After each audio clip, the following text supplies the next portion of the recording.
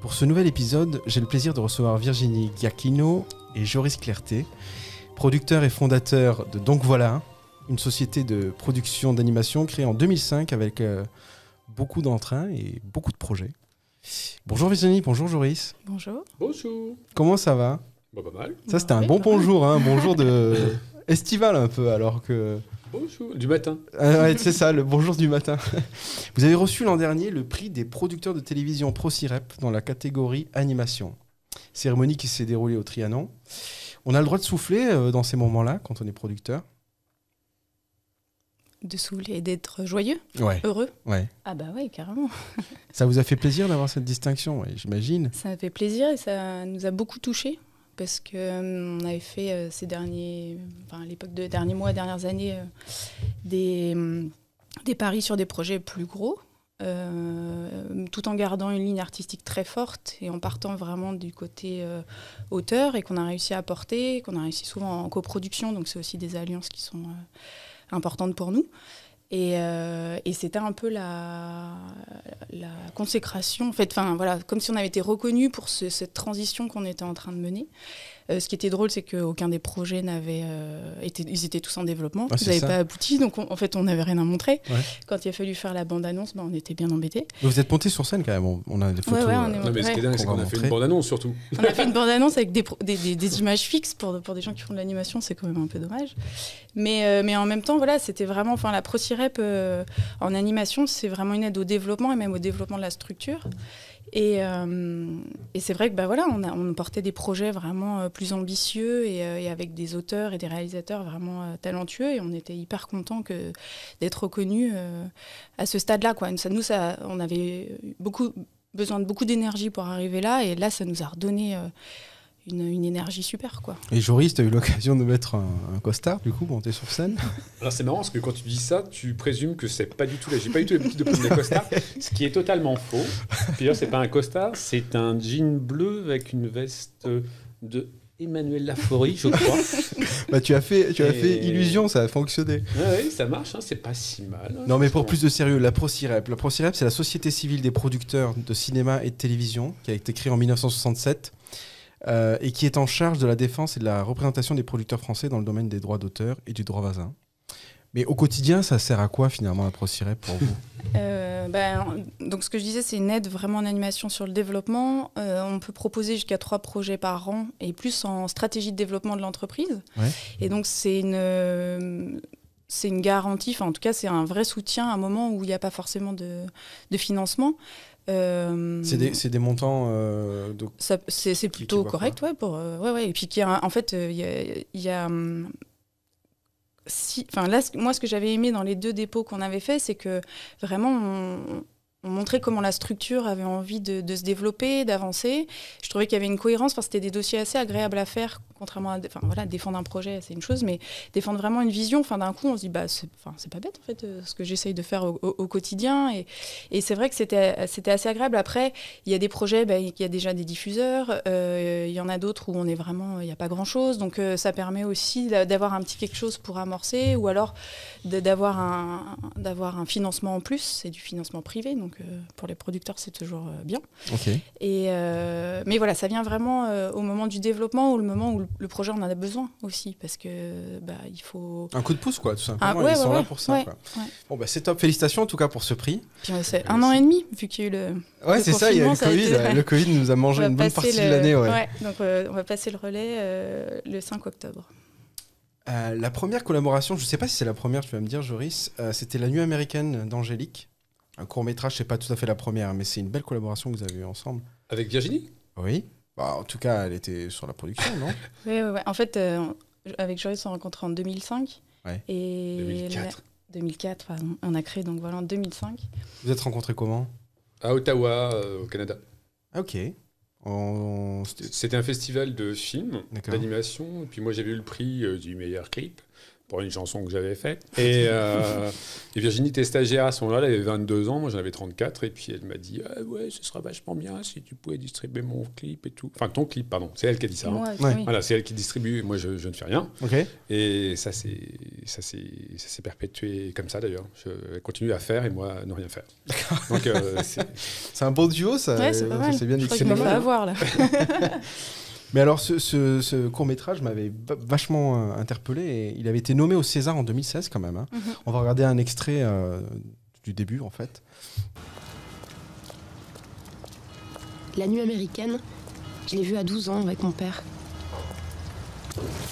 Et à la fin du film, j'ai su que je serais comme Nathalie Baye. Je serais script. Personne ne sait en quoi consiste exactement le métier de script. La nuit américaine de François Truffaut raconte les difficultés d'un tournage. Les acteurs oublient leur texte, le chat refuse de boire le lait, la femme du régisseur s'obstine à rester dans le cadre. Il y a des contretemps, des tensions, des aléas, des circonstances. Pamela, une, deuxième. Coupé. On va refaire. Il y a un Être style script, c'est avoir de la mémoire. hyper léché en même temps. Comment on pourrait le décrire ce style Finalement, c'est un style. Ben, là-dessus, en fait, ça mélange déjà deux écritures, parce que là, on voit qu'il y a des ombres chinoises avec un système de marionnettes, et puis le reste, c'est, on va dire, plus de l'animation traditionnelle qu'en noir et blanc. Donc après, donc les deux styles se réunissent à cause du noir et blanc. Donc on avait conçu ça avec Pierre-Emmanuel Liette, donc, qui est le co-réalisateur du film. Et puis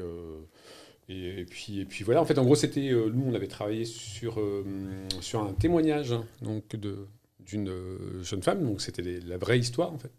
Qui avait été réécrit par Olivia Rosenthal, qui était une auteure qui avait fait une résidence avec donc, plusieurs personnes qui avaient écrit sur les films qui avaient changé leur vie. Ok. Donc c'est l'histoire, la vraie histoire d'Angélique, d'où le titre, mais réécrit par Olivia Rosenthal. Ok. Et comment vous êtes arrivé dans ce projet, en fait? À quel moment?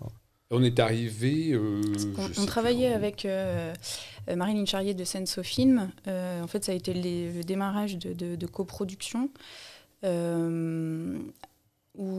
voilà, dans l'idée de chacun a ses compétences et qu'à un moment donné, on peut se rejoindre pour faire quelque chose. Je crois que c'est ce qui, pour parler en positif, c'est ce qui nous a donné envie après de renouveler l'expérience, mais en étant aussi plus fort de ce qu'on pouvait amener dans un projet. Il y a un peu un cliché, mais ce qui va ramener l'argent, puis celui qui fait, enfin l'artistique, il y en a un, c'est financier, vous allez chercher 100 000 €, et l'artistique, ça n'a pas de prix en fait. Enfin, ça va c'est une très large fourchette.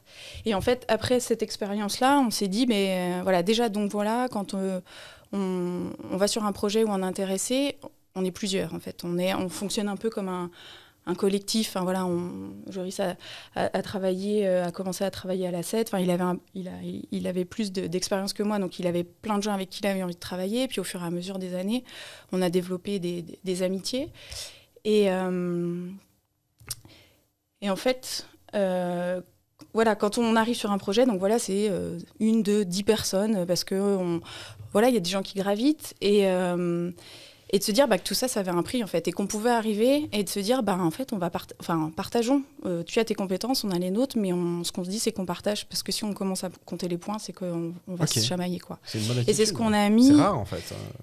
En fait, vraiment, je pense que cette expérience qui, donc, vous l'avez peut-être compris, c'est pas très très bien terminé, c'est que en fait on s'est dit que voilà, on avait une valeur, on avait aussi un savoir-faire et qu'on pouvait faire les choses parce que voilà, on peut animer, on peut faire un film, et qu'il y avait certaines compétences qui nous manquaient, mais qu'on pouvait au fait partager.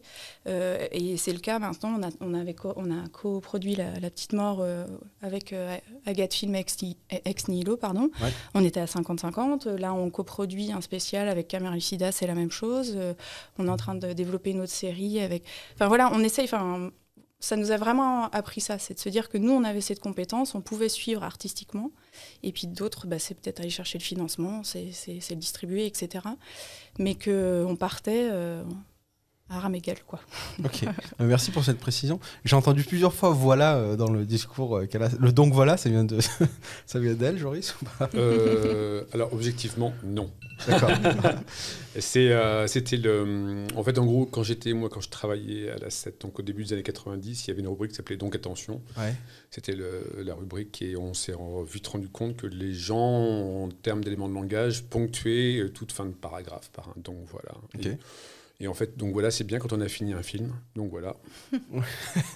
On vous le soumet. Donc voilà, donc voilà, c'est-à-dire que c'est fini, quoi. Ouais. C'est terminé. Le projet est terminé. Donc voilà, c'est conclusif. Oh, c'est bien, en tout cas ça marque les esprits. Donc voilà. Ok, en tout cas j'avais bien aimé et c'est avec la voix de Louise Bourgoin qu'on reconnaît pour ceux qui ont l'oreille bien tendue, excusez-moi. La Petite Mort, tu as mentionné cette série incroyable. Pour ça a vraiment été c'est top. C'est une série qui a été créée par David Mourier à la base, d'après son ouvrage éponyme et qui est aux éditions Delcourt. Et c'est écrit en collaboration avec Marie de Banville et réalisé par Loïc Espuche. C'est ça. Racontez-moi un peu La Petite Mort. Alors là, on est dans un truc qui a vraiment rien à voir, j'ai envie de dire. C'est même plus donc voilà, c'est rien à voir. Ouais, c'est ça. Ouais. C'est ça. On hésitait à changer de nom de boîte d'ailleurs.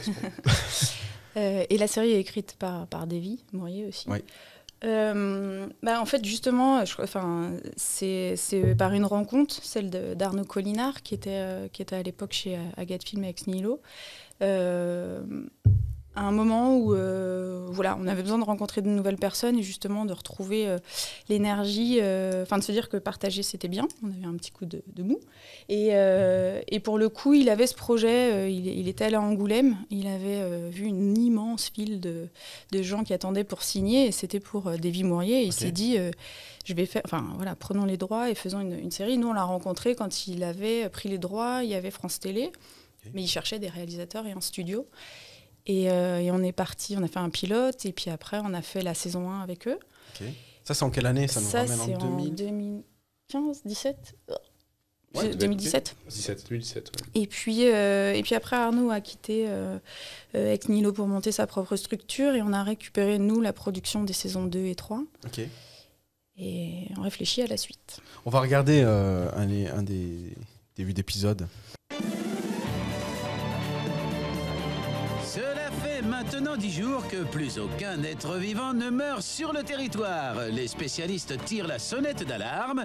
Les mourants restent mourants, n'est-ce pas Thierry? Effectivement, Jean-Pierre. Je suis mort il y a 2 jours. Et croyez-moi, je douille grave. Oh, plus tard encore. Mais oui, il est... Oula! Si l'immortalité continue, des questions de surpopulation vont se poser. Certains prônent l'IOG, l'interruption obligatoire de grossesse. Thomas Combré, un fromager à Faucher. Marion Agnières-Gagnon, une vétérinaire à Faucher. Leslie Perrault, une éditrice à Faucher. Hé, gamin! T'entends? Ça commence à faire beaucoup de monde à Faucher! Pouliche, une pâtissière Gamin! à Faucher. C'est petite introduction dans le monde de La Petite Mort. C'est dingue. En fait, c'est l'histoire d'une petite faucheuse qui va à l'Académie de la Mort, mais qui rêve de devenir fleuriste, en fait. Mais bon, elle vit quand même dans cet univers-là, et le but, c'est de tuer les gens, quoi. De faucher les âmes. Faucher les âmes, exactement. Donc son Ne père fait tue ça pas. très bien. Ouais, c'est pas tuer les gens, c'est faucher les âmes. C'est pas pareil. Bien après la mort. Ouais. Comment on aborde ce sujet? Parce que c'est quand même dédié pour les enfants. Il y a écrit interdit au moins de 10 ans quand même. Mais c'est pour... on va dire ado? C'est à partir de 10 ans. Ouais, c'est ça. À partir de 10 ans. Oui, c'est un public... Alors, c'est un public plutôt 15 et plus, quoi. Ouais. C'est bourré d'allusions à la pop culture. Ouais. On a McDo qui devient Waldo, il y a Rambo qui devient Mambo. Là, on avait l'équivalent de Jean-Pierre Pernaut qui présentait le JT. C'est rare de voir des séries qui s'adressent comme ça aux ados et aux adultes, notamment en France. Aux États-Unis, ça commence à être populaire, même depuis un moment, en fait. Vous êtes parmi les premiers, quoi, arriver avec un humour cynique, caustique, moqueur. Pour le coup, c'est vraiment l'univers de Davy, et puis c'est France Télévisions qui s'est quand même engagé, enfin en tout cas la partie web sur ce projet, et c'est un des succès d'audience sur le web. On a les chiffres d'audience, on sait. Je ne serais pas capable de savoir, mais ça a été effectivement, enfin la saison 1 avait très très bien fonctionné, et là les deux saisons également, les 2 et 3. Et vous avez un discours, comment ça se fait l'échange avec Davy sur... Oh, il est très gentil. Ouais, c'est vraiment quelqu'un de, Mais- c'est adorable à travailler. Enfin, J'adore. c'est... Je vais refaire la langue de bois comme ça. Il est très gentil. Non, c'est super parce que c'est un... Il est réactif, il comprend aussi nos problématiques après de mise en scène et puis voilà, en même temps on prend son univers pour l'adapter quand même. Hein. C'est ça. C'est pas anodin, mais non, il est vraiment partie pronante il écrit les scénarios et puis après il valide les différentes étapes. Là, on en est à la saison. Pardon, t'allais dire. Non, je dis par rapport au curseur d'adaptation, il y a quand même là, on est dans la phase haute de l'adaptation par rapport à l'original, je veux dire. Oui. On avait récupéré quand on a récupéré c'est très le très projet. adapté, je veux dire. Ouais, Il y avait déjà une c'est première pas adaptation. forcément, c'est pas forcément collé à son univers. Ah, lui. ça l'est pas beaucoup. Enfin, D'accord. ça l'est. Lui, il est dedans, mais il a quand même l'idée de recréer quelque chose qui est pour faire des films d'animation et pas de la BD en strip, quoi. Ouais, bien sûr. Et même graphiquement, il y a beaucoup de choses qui ont changé. Et alors, comment vous arrivez à faire ce travail concrètement? Vous asseyez à table, vous avez beaucoup d'échanges autour du premier scénario, par exemple, pour dire non, on n'est pas encore dans la tonalité. Quand on est arrivé sur le projet, il y avait déjà eu une première adaptation graphique, D'accord. mais c'était vraiment des planches. Donc quand nous on a fait après le pilote, la saison 1, et puis même là après les 2 autres saisons, forcément on a poussé aussi le graphisme et puis l'animation. Davy, il écrit vite, donc effectivement, il a assez vite les arches et les épisodes, et après on travaille, parce que notamment, ça fait 4 minutes 30, donc c'est court. Ouais, par épisode. 4 minutes 30 par épisode. Donc, alors les saisons 2 et 3, on les a produits ensemble, donc ça me permettait d'avoir une vue plus large. Mais oui, il y a pas mal d'échanges, et notamment sur... des fois, il faut couper, donc essayer de comprendre aussi, de garder les blagues, de garder les références, pas en mettre trop non plus, parce que sinon on est perdu. Mais oui, il y a un ping-pong qui est intéressant. Oh, c'est chouette. Et vous avez été vous avez fait le Cartoon Forum cette année. Vous avez pitché quelque chose ou... Cette année, Non. il y a 2 ans. Il y a 2 ans. 2 ans, ouais. Et c'était pour quel projet? Pour les Kikwa. Ah, les Kikwa, ouais, tout à fait. Et les Kikwa, c'est aussi une adaptation. Hein. C'est une adaptation des albums jeunesse de Laurent Rivleg et Olivier Talek, chez Actes Sud. Et c'est réalisé par toi, Joris, non? En fait, moi j'ai suivi tout le développement artistique. Mais là, il y a une personne qui va prendre le relais au niveau de la fabrication pure des 153 000 épisodes. C'est bien, c'est 153 000 fois tant. Il s'appelle Eugène Boatsov, qui est un réalisateur de talent. Et donc oui, moi j'avais suivi. Ce qui m'intéresse surtout dans les séries, c'est de développer, de défricher, pas forcément de réaliser... T'aimes bien être sur le moment de la Bible, quoi. Oui, j'aime bien creuser, voilà. Ouais. C'est pour ça la petite mort, ça m'allait bien pour creuser, c'est parfait. Avec sa petite pioche. Là, on voit des dessins et le style de Olivier Talek. Un gribouillis qui court après ses enfants. On va regarder un peu, en fait, l'artiste dans son action, en fait. Maintenant, je vais parler un peu de cette série. C'est les Kikwa. Les Kikwaki, les Kikwaku, les Kikwakwa, les Kikwa. Voilà. Les premiers sont plus des livres jeux, des livres d'observation. En fait, c'est un mélange on va dire d'enfants et puis d'animaux, mais en même temps, tous ces personnages cohabitent très bien ensemble. Il y a quelque chose d'assez normal, ils jouent ensemble, ils sont déguisés. Ça joue vraiment sur le détail, ou parfois sur une ellipse, ou quelque chose qu'on doit aller chercher qui n'est pas dans le dessin, en fait, qui est plus un avant ou un après. Quand on travaille sur un album avec un texte, on travaille aussi sur le caractère des personnages. Donc il y a 6 personnages qui sont ceux-là. Et l'idée, c'est aussi d'avoir des caractères propres. Il y en a un par exemple qui est celui qui dessine beaucoup, il y en a un qui est celui qui râle toujours, il y en a un qui est celui la petite fille qui est plutôt un peu la tête brûlée du groupe. Donc c'est ça aussi qui est amusant. Voilà l'artiste qui parle de son œuvre, en fait, sa création. Et donc, c'est ce projet-là que vous avez piché en 2018, du coup, à Cartoon Forum. Vous avez l'air émerveillé en regardant. Ça vous fait toujours autant d'émotions on est étonné qu'il dessine vraiment, on se demande. En fait, oui, c'est ça. Et là, on le voit bosser. En fait, on ne voit pas bosser, mais là, il bosse avec un truc qui s'appelle du papier c'est et de la peinture acrylique. Et ouais, on l'a il est ringard, ce mec. Il est ringard. Regarde-moi ça. Parce que pour vous, c'est tablette électronique. Ah oui. Voilà, non, mais là, c'est pas possible. Il va falloir revoir la copie. Il faut faire quelque chose, là. On l'a pitché assez tôt. En fait, ça faisait longtemps qu'on avait ce projet parce que ça fait partie des amitiés qu'on avait. En tout cas, Joris, Laurent et Olivier. Il y a eu France Télé très, très rapidement dans la boucle et on l'a pitché au Cartoon assez tôt. Et donc, on a fait un pitch d'auteur, c'est-à-dire que c'était les deux auteurs du livre et Joris. Et moi, je passais les slides et c'était très bien comme ça. Et pour le coup, c'était super parce que il y avait vachement déjà, je pense qu'Olivier, son travail est reconnu, apprécié, et donc tout le monde attendait ça. Le trait qu'il a et tout. Et puis vraiment très plein d'univers différents. Et c'est vrai que c'était chouette, c'était un beau moment parce que c'était vraiment les auteurs qui parlaient de leur projet. Et depuis, donc, on a continué le développement. En fait, on était dans une première phase de développement et on a continué le développement avec France Télévisions, un développement plus conséquent. Donc concrètement, vous aviez une convention de développement, on avait une petite convention de développement à l'époque de Cartoon Forum. Voilà, c'est ça. Okay. Et on avait, en gros, c'était de s'assurer que le concept, parce que le concept du livre, c'est vraiment la page blanche, Olive dessine, et c'est parti pour l'aventure. Et il fallait arriver à ce que ça fonctionne dans un dessin animé de 7 ou 13 minutes, des formats de jeunesse. Et pour le coup, voilà, on a quand même pas mal réfléchi, et notamment ils sont 6, donc 6 à l'image, avec des caractères différents, etc. Donc on a fait une deuxième donc cette première a été validée, on a trouvé un angle, et la deuxième, c'était vraiment sur l'écriture. Donc là, on a 30 scripts validés. De passer la main effectivement en réalisation et d'avoir déjà des premiers éléments qui bougent. C'est un 52 C'est 52 x 7 minutes. Ok. Et on est en co-développement et coproduction avec Silex Film. D'accord. C'est long, ces processus-là. Hein. Ah oui. Pour les jeunes étudiants, auditeurs, auditrices là, qui écoutent le podcast, ça représente quoi finalement 30 épisodes? On n'a pas conscience en fait de temps d'écriture. Même ne serait que le développement. Rien que le développement. Les premières fois, on en a parlé. C'était en 2014. Non, c'était. Et en fait, le truc, c'est que nous, tout de suite, ça nous a séduit parce que c'est vraiment, pour le coup, notre ligne artistique. C'était des gens avec qui on avait envie de travailler. France Télé qui était. Sauf que.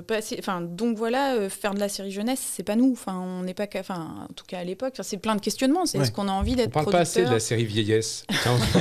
C'est vrai que c'est plutôt ça qu'on fait d'habitude, mais alors là. Oui, la série vieillesse, c'est Dallas et compagnie, non? Le truc qui c'est... Ouais. Non, je sais pas. Ouais. Non, mais c'est vrai que la série jeunesse, vous n'avez jamais fait, donc vous aviez un peu peur. C'est des volumes, 52 x 7 minutes. Enfin, voilà, on rigole plus. La haute production, ouais. Donc, on a voulu aussi s'assurer déjà que tout le monde s'entendait bien et qu'on avait envie de faire la même chose. Ça a été assez vite validé. Et puis après, de rencontrer aussi les gens avec qui on avait envie de travailler. Donc je crois que là, on est à un bon moment où on finit le développement pour commencer la mise en production, réfléchir à la mise en production. Sur la mise en production, vous allez tout interner ou vous mettez... Ça sera Silex qui aura la charge, qui sera producteur exécutif. Ouais. D'accord, ok. Et donc du coup, vous visez d'être... Alors le premier épisode qui passe en télé, quand La télé. Qu'est-ce que c'est la télé? Non, je sais pas, dans 2 ans. Vous verrez, ok. Ouais. Bon, il faut foncer. C'est nouveau, c'est un nouveau pan pour vous, la production de série. Donc, celle-ci, là, oui. Oui, le format comme ça, oui. Ouais, mais on le fait aussi, pas tellement parce que c'est une série, c'est parce qu'on l'aime bien, en fait. Vous défendez le projet, quoi. Ouais, c'est pas faire de la série pour faire de la série. Je te dis, s'il y avait une série vieillesse qui serait très, très bien, on la ferait. Ouais. Enfin, qui nous plairait, je veux dire, dans le concept, je sais pas moi. Si petit vieux. Voilà, c'est petit vieux. Qu'est-ce qui vous a donné envie d'aller dans l'animation à l'un et à l'autre, Joris? Parce que tu viens de la télé, tu le disais tout à l'heure. Non, en fait, moi, j'ai fait les Beaux-Arts à Poitiers, dans une section qui était tout à fait innovante à l'époque, qui s'appelait l'école des images composites. Donc, c'était en gros, c'était les balbutiements de la palette graphique, et on finissait nos films sur des bandes de montage humatiques avec de la bande magnétique. Vous vous souvenez? Et voilà, donc moi je suis sorti de cette école-là en 91, et puis après, bon, j'ai eu plein de circonstances bienveillantes ont fait que je suis arrivé à la 7 au moment où elle n'était pas encore à Arte, et j'ai démarré à cette antenne-là avec une équipe qui était super. Et j'en ai encore des trémolos dans la boîte, tellement c'était super à ce moment-là.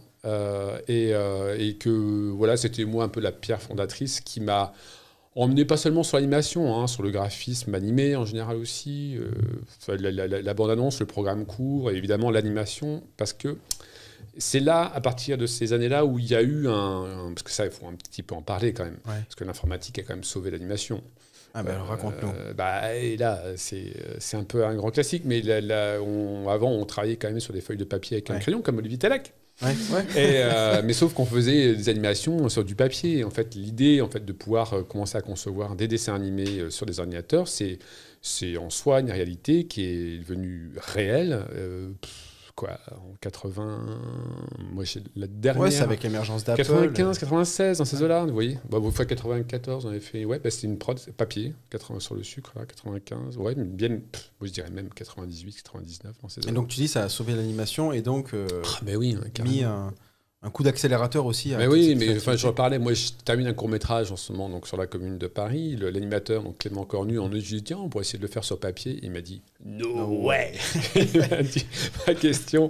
J'ai dit ah bon, pourtant, ça serait pas mal. Il y aurait de la matière. Il dit non, mais laisse tomber. Il dit ok. C'est injouable aujourd'hui de faire du papier. C'est pas que c'est injouable, il y en a plein qui le font parce qu'il y a des gens qui ont besoin d'être en contact avec la matière. Ouais. Et du coup, parle-nous un petit peu là de ton court-métrage sur la Commune. Et ben là, il est en train de se terminer. La Commune de Paris, du coup. Commune de Paris, ouais. Bon, c'est un court-métrage qui se passe 14 ans après la Commune de Paris. Voilà, je peux pas tellement en parler, en fait, d'ailleurs. Mais c'est un film d'animation, en fait, en gros, qui pourrait ressembler à un film d'animation traditionnel, comme si ça avait été fait sur du papier, avec de l'acrylique, comme Olivier Tallec. On va faire des t-shirts. Je dessine sur du papier comme Olivier Tallec. Mais là, non, tout est faux.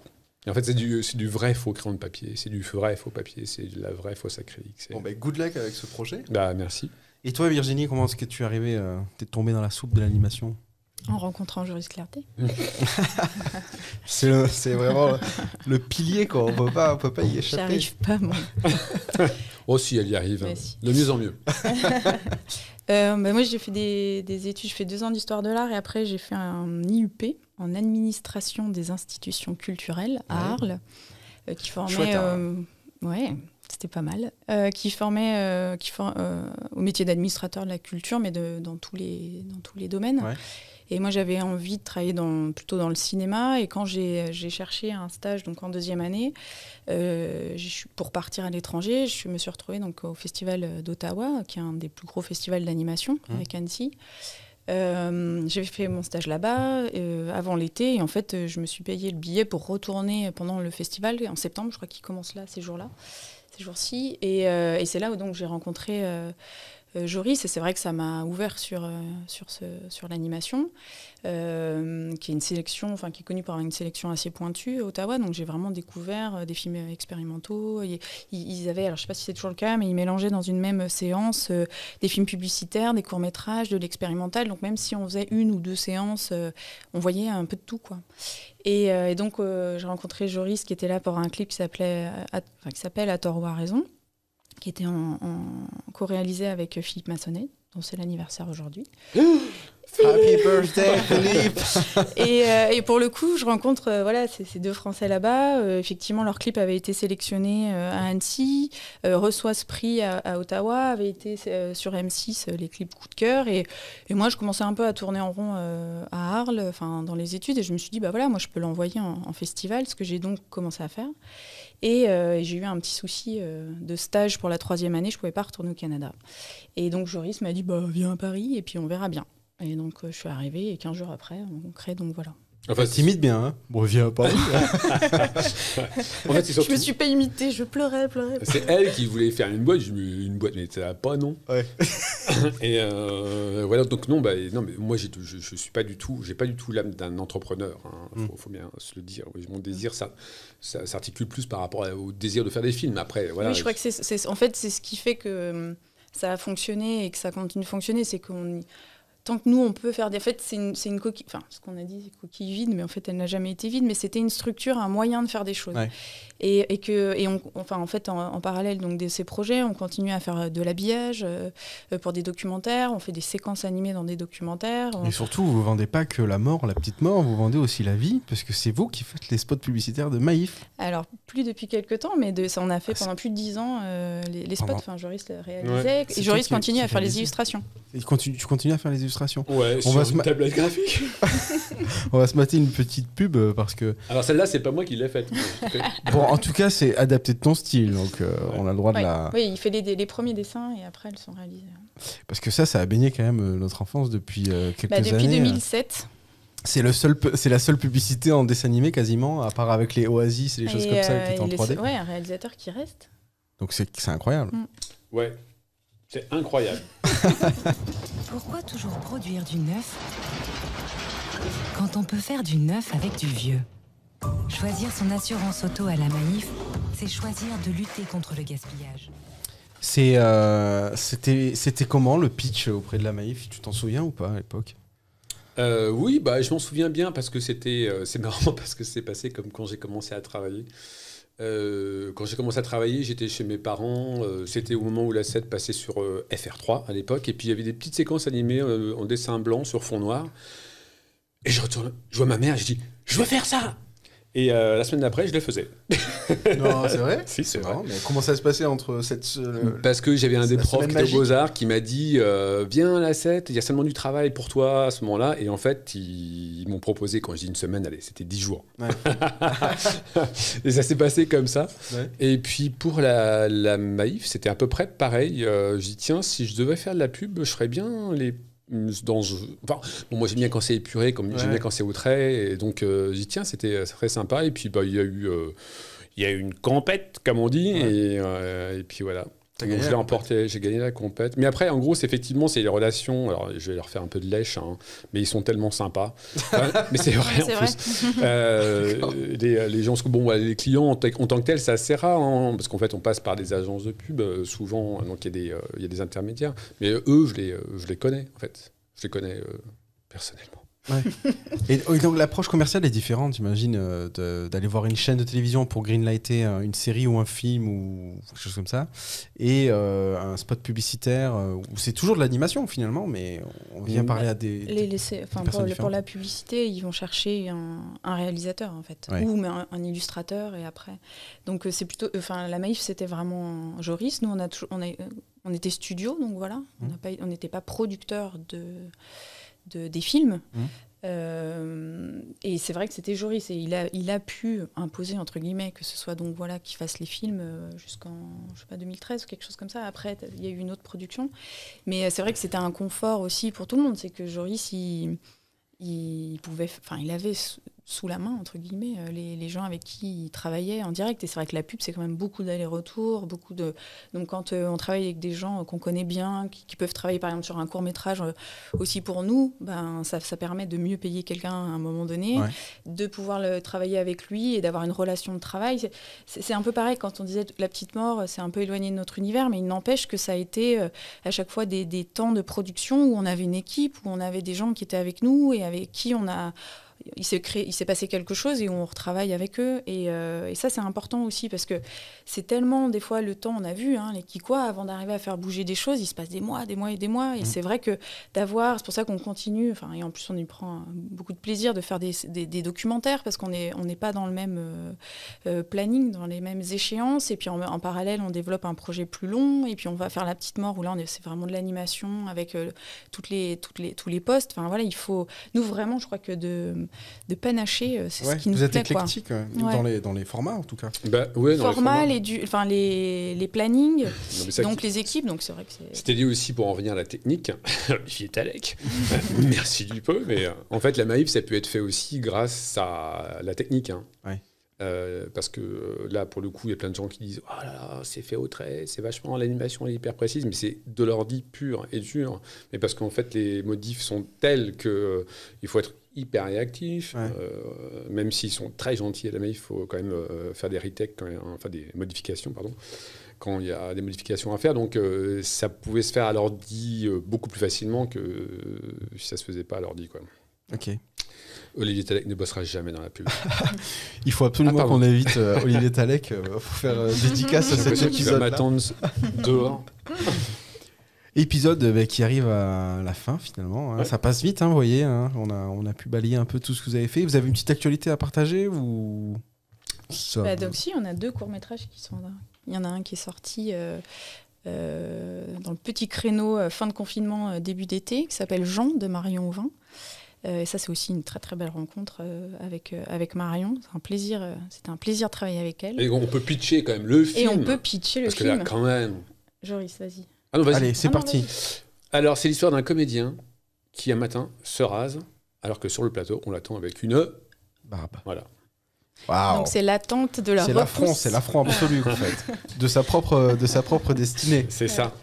C'est ça. Et est-ce qu'il peut la surmonter? Sympa, ça dure combien de minutes, ça? À peu près 3h42. Pour un court-métrage. Le temps que le poil pousse, hein, je suis désolé, c'est au moins ça. Ça dure 13 minutes. Ouais. Et puis le film de Joris, donc La Boîte Noire, qui est bientôt terminé et qui est en coproduction. 16 minutes, il est en train de 10. couper. En train de négocier. Et qui est coproduit avec l'Ardux Film. Ok, qui raconte quoi? On a le droit de dire ou pas? Vas-y,